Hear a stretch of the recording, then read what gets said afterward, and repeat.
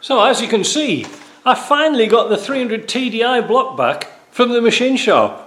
It's Monday, it's 10 past 10. Oh man, what a wait. They had it nearly 5 weeks, messing about with the holidays and this, that and the other. And then I had to order pistons to fit the bores because they couldn't measure them when I dropped it off. So I had to wait nearly 3 weeks for them to measure it. Anyway, here's a rundown of what they charge here in Quebec for a machine shop. They've planed the top of the head ever so slightly, and that's square to the crank, because what they do is they bolt this block by the main bearing caps into the machine and keep everything parallel, so the bores are parallel, there's no chance of any twists. So the machine, that was $91.34 to plane the top. To bore the block was $28.57 each, and to hone them was $27.57 each. They installed the camshaft bearings while they had it. That was $61.71 to put them in. Washing, $50 for washing. And they've got some here, eliminate detach, I don't know what that is, but $17.21 for something else. So a grand total of $517.21 with tax. So if you're buying a 300 TDI in North America, or especially in Quebec, it's not going to be cheap to rebuild. That's just for the machining of that block. So anyway, there it is. It is nice and clean. They've cleaned out all the insides. That's all been done. I took out the core plugs. I stripped it all down, and it's good to go. So I'm going to give it a coat of paint. So I'm going to wait a little while, and then I'm going to jump on to balance the pistons, make sure they're okay, and then hopefully this paint, I can get it in the sun a bit and get it to dry so we can start assembly. But I don't want to rush it at this stage. It's no point. But it is nice and clean. But when they put the camshaft in, they've got a little bit of residual oil all over the place. So I'm going to use some brake cleaner, clean it all off, give it a nice coat of engine paint. You would have thought for $500 they could have painted it, couldn't you? But never mind. It's back. Let's get on with it. The paint's getting dry on this block, and I thought I'd do a few things to show you. I've put the engine mounts on. Not for any particular technical reason, it's just that there's more leverage when I'm turning it up round and round on the stand, that's all. Now, I had the machine shop fit me a set of Turner's pre-machined bushings, Bob Fleming, of virus. And he noticed something that was kind of unusual with the old ones he took out. He was quite observant. You see here, I don't know if you can see there, the hole for the oil passage that goes from the oil pump, it goes up towards the head, and it also goes across the gallery for the tappets. Well, this hole here is very, very small compared to, I think it was something like that before. I'm not going to open the packet because I don't want to lose all the bushings and bearings. We call them bushings in Quebec, but I've got language problems now. Anyway, so he said, well, I said, well, should we drill it out? Because it was drilled out through the top of the block. And he said, well, no, because it'll keep the oil pressure up. I thought, well, that makes sense. And anyway, so I wasn't really convinced because I've never seen these before. So I sent an email to Turner's and asked them, and they really got back to me really quick after hours as well. And they said, yeah, we always use these and we always put them in, and it reduces the problems of oil pressure when engines are very hot. And that is because the oil just takes the easiest way out and goes through up to the head or through the gallery where your tappets are. This will keep the oil pressure pretty much stable and keep the oil in the crank where you really, really need it when it's hot. So that's a pretty good tip, and I didn't even know those existed, so I'm always learning. So what I'm going to do just now is I'm going to fit the core plugs or frost plugs, we don't call them frost plugs, car plugs, and I'm going to put the block heater in now and put the plugs in. Where are they? There they are. These things here, you've all seen them, haven't you? Now what I like to do is use some of this stuff here. This is Permatex green thread sleeve retainer. I'm all mixed up today. Sleeve retainer, and that's really good. It's for putting liners in, really. But the guy at the machine shop said to me, he says, well, that's what we use when we use these, so I'm going to do that. But what I wanted to tell you was, customers often think that us mechanics are gypping customers by charging too much. I'm going to show you something. I'm going to go through prices with this in little bits and pieces, and I'm going to tell you how expensive it is. So I needed a new thing of Loctite. We call it Loctite. It's a red thread retainer, and one for a sleeve retainer. Now, two of those, without any word of a lie, I'm going to show you the video. Do you see? $90. $90 for good job Trudeau's paying for that, because I wouldn't pay for it. Anyway, but you need it. That's the problem, and it lasts a long time. So top tip: put the tops back on the things and clean them up before you put them back on, so it doesn't go hard and you think, oh, I won't bother like that. So that's what we're going to get up to now. I'm going to show you a big top tip, and we're going to put these core plugs in right now. Dear me, what I'm so rushed out. I'm up to here with work. I'll tell you in a minute what I've been doing. Right, here goes. I'm going to fit these frost plugs in here. In the middle, we're going to put a block heater. There's also a plug at the front down here, and one at the back for the camshaft. I'll show you that in a minute. It's kind of easy to show you. But I've just given this a quick coat of engine paint. And what I'm going to do now is I've got my Dremel out with a very fine sanding disc on, and I'm going to clean out inside here these apertures so that we haven't got any paint on, or we haven't got any corrosion, because this was well packed up with dirt and stuff. Oh dear, indeed. Tell you something. The one thing I long for over here is some decent plugs.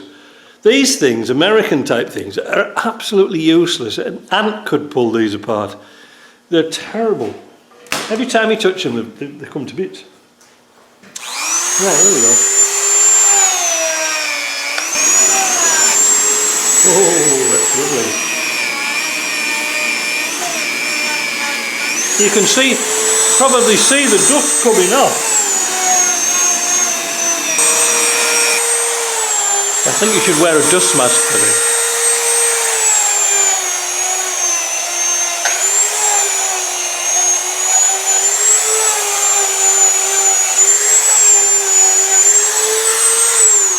There goes my paint.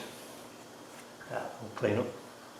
The thing is, when you saw all that dust and rust coming off there, that means the Permatex sleeve retainer is not going to it's not going to bond. But that's nice and shiny now. You can probably see by that one there. Look, I'll zoom in a bit. You'll probably see. Whoop! Oh, see how nice and clean it is now. That's what we're. Oop! Not that way. Now you've probably seen my secret tool.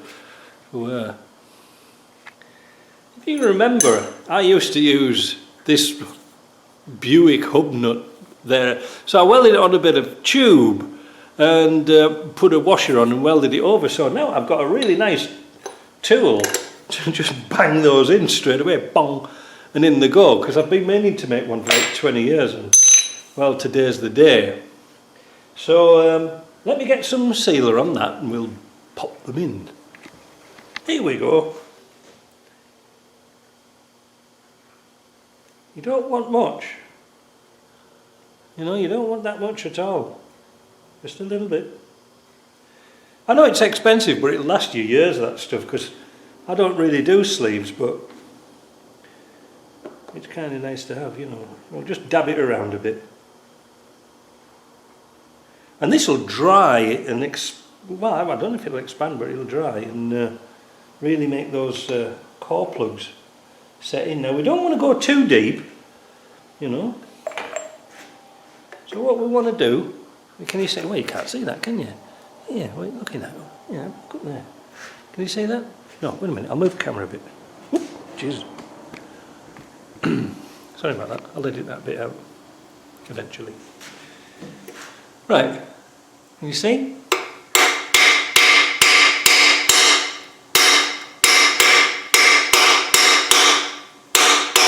Notice how I'm moving the thing around. That's it. Ta-da! Let's do another one from a better angle. It's not my day today. I'm having a really off day, I tell you. It's not but bloody stress, this job. Right, let's do it again. So, a bit of we can't call it Loctite because it isn't Loctite, a bit of Permatex on there, look.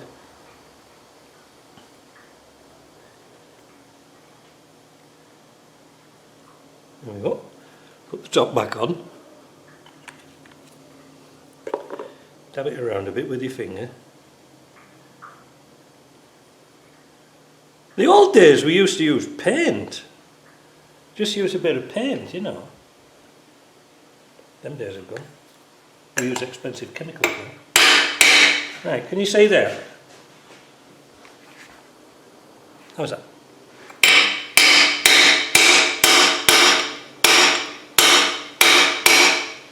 There you go. They're in. I'm going to continue and do all those, and then we'll do the block heater. This is a block heater. They're 110, 600 watt. If you notice here, there's got two bars going across here, because it's has to open up quite wide, if you see what I mean. The smaller ones just have one bar, but this little butterfly expands as you tighten this bolt up. This goes down, tightens it up, opens those little wings up, and clinches inside the block. So therefore, it can't go anywhere. And these are actually made out of a sort of a regular block heater and an adapter, an aluminium adapter, and it's very important which way these go in. So let's have a look at the block. Right, I'm having troubles with my stand at the moment because I've got it right over the top of the block. If you could cut a cross section through this block, you will find here and here there isn't much of a lip like there is here or here to grab hold of. Actually here there's a little bit of a boss because that's where the stud comes through. So what I like to do, and these are sort of a little bit offset, so you can go that way or that way with it, if you see what I mean, because you'll grab the block here and grab the block there, but you don't want to hit the element on the side of the cylinder. Let's see if I can zoom in, and you'll probably understand what I'm trying to talk about. This is going to be really tricky. Oop. Right, there's perhaps a good angle. Here and here, or here and here. So you've got to get, when you put your heater in, that's the position it needs to be. That's its happy spot. Let me zoom out and you'll probably get, oh Jesus, I always get that wrong. You'll get a perspective of where it needs to be. You can do it that way or that way. If you do it sort of that way, you see the heater element hits the cylinder. If you do it that way, the heater element hits the cylinder. So I always like to put them in sort of round about that area, and I know by feeling it, that's where it's going to fit. So let me get set up and I'll put that in. Now, as I've already got the thread retainer out, I'll just put a little bit round the aluminium section round there just to offer an extra seal. And I'm going to sort of just pop it in at that angle. Like that. And I'm going to just give it a little tap, tippy tap down.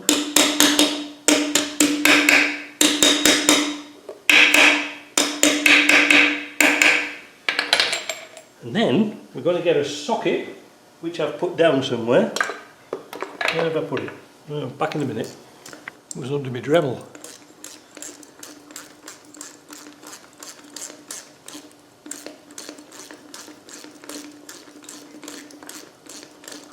It takes quite a bit of winding down. There we go.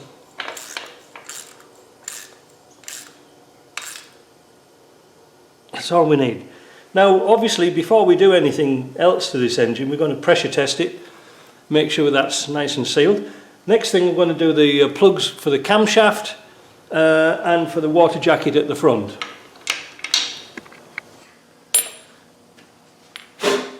I didn't expect it to be that dusty, you know. I thought it was just paint.